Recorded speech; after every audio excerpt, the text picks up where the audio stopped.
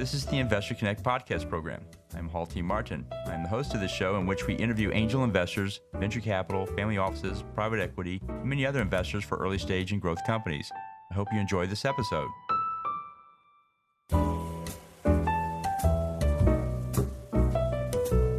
Hello, this is Hall Martin with Investor Connect. Today we're here with Caroline Goodner, CEO at OrganiCare. OrganiCare's mission is to create all natural and organic over-the-counter healthcare products that are safe, effective, and simply better than the petrochemical-based drug-laden products used by most consumers today. OrganiCare offers a range of all natural and organic first aid, oral care, and feminine care products under two brands, CUROXEN and FemiClear. All OrganiCare products are made from a unique process that combines the antibacterial healing effects of pure olive oil with life-giving oxygen. This formula has been found to be extremely effective at healing anything from minor cuts to mouth sores to vaginal yeast infections. Caroline, thank you for joining us.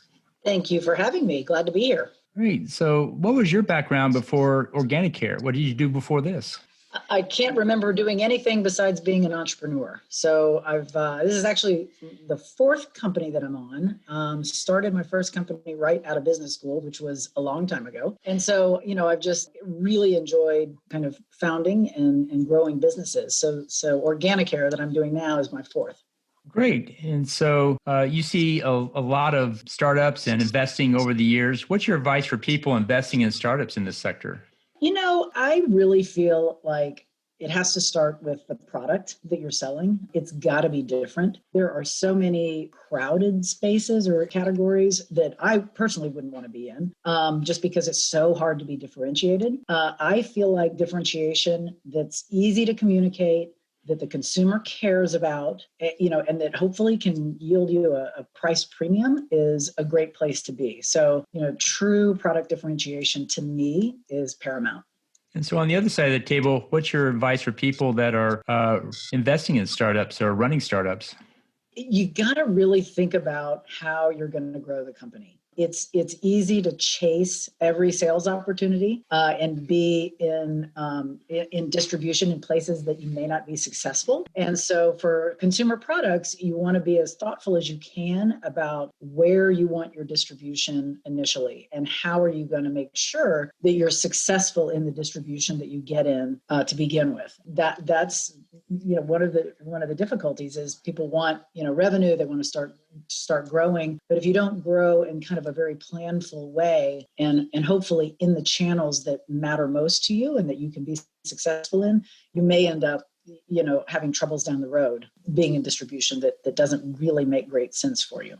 Great. So what excites you right now? I am loving what we're focused on right now, which is really our FemiClear brand and doing quote unquote below the belt feminine healthcare products. So we focus on those, feminine health issues that are embarrassing or even shameful for some women. And we really want to help talk about those things, bring them to light, destigmatize them, and make women not feel embarrassed or ashamed. Because we're talking about things like yeast infection, vaginal itching, and even genital herpes is our latest product. And it's exciting to me because there's been very little innovation, almost none in these areas. And, in fact, for genital herpes, there is no OTC treatment at all right now in major retail. And so we're really creating a new category. So I find that to be super exciting.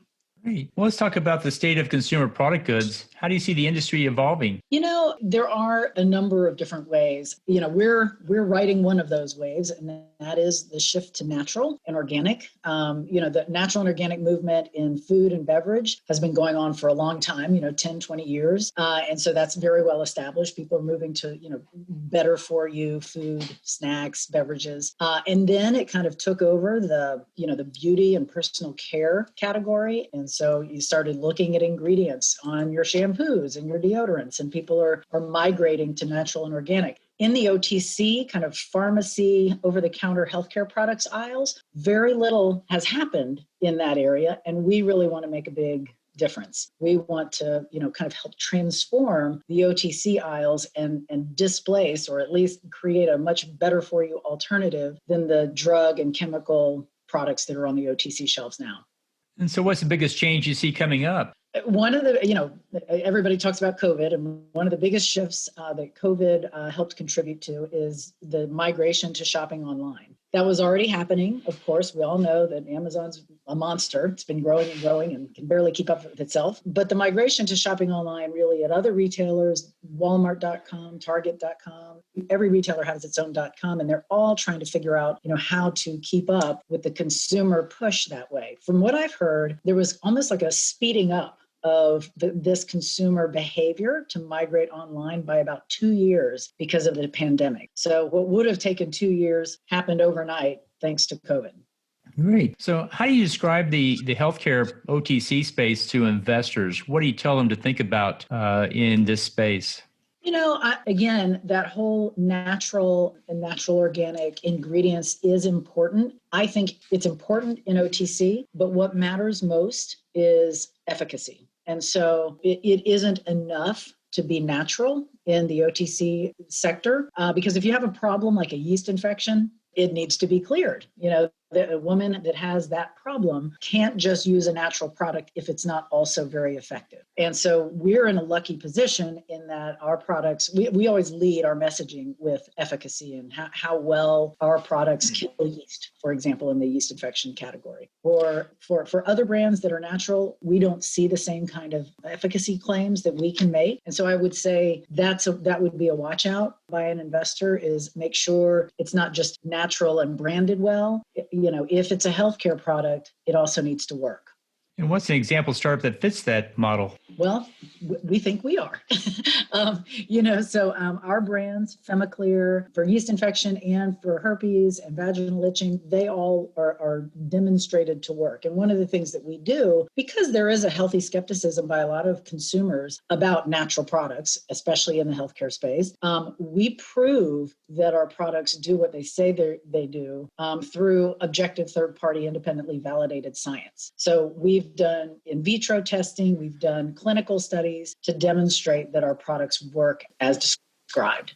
So what are the challenges in this space for a startup? What do you face in launching and running a company here? Gosh, there's a lot of different things that can trip you up. Regulatory is always a big one. You've got the FDA to contend with, and you need to make sure that you follow the FDA regulations. That's really important. Another issue is production. And a lot of startups, especially, have to rely on a manufacturer, a co-manufacturer, in order to make their products. We were lucky in that we early on realized we're going to need to set up our own production line. We've got a pretty proprietary process and IP around the base technology that we use in our products. And so we set up our production line in 2019, started making our own products in 2020, and completely became independent at the end of last year to where we're making all of our own products. And so those, those are two areas where, if you don't have the regulatory know-how, you don't have the production clout with your co-manufacturer, which a lot of startups don't because they're too small, you can run into issues there. And what should the investor know about this space before they invest money? CPG requires serious investment in order to get known. It takes a fair amount of money to build a brand. Brand building is hard, especially in this really noisy, fragmented, kind of media savvy world. And so to get your brand awareness up requires serious investment. And so, if you're doing well, you're going to even want more capital for growth. And so I would say that, an investor should understand that that's kind of the nature of CPG. You also want the fundamentals of the business model to be strong. And by that, I mean gross margin. Gross margin matters a lot. It allows you to spend money on marketing and things like that. And if your margins are thin, there's going to be very little to help promote the product. Wow. I see you have quite good gross margins on your product. How do you achieve that? Yeah, we're lucky that our gross margins are upwards of 80%. The process that we've honed, and because we have our own production line, we are lucky to have those as our financials. Well, that's great. Well, there are a lot of products on the market, a lot of new applications and sectors coming up. If you had to point to one or two to be really good opportunities for investors to pursue, what would you put at the top of the list today?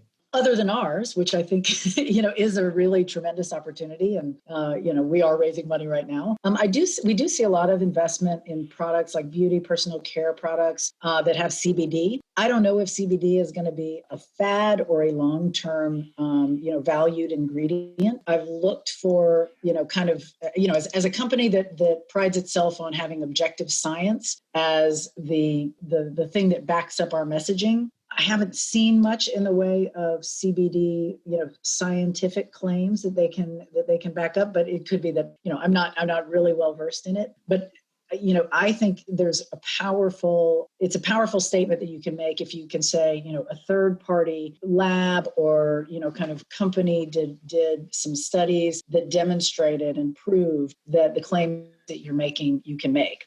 I think, so many people believe in CBD that, just putting it on the label may be persuasive enough to sell some consumers. But I think long-term, there's got to be sort of proof in the pudding.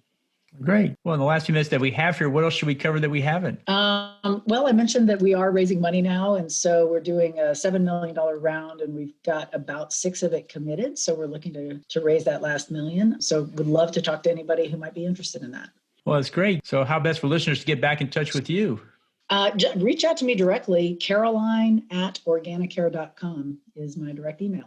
Great. We'll put that in the show notes. Want to thank you for joining us today and hope to have you back for a follow-up soon. Thank you, Hall. I really appreciate it. Good to see you. Good to see you as well.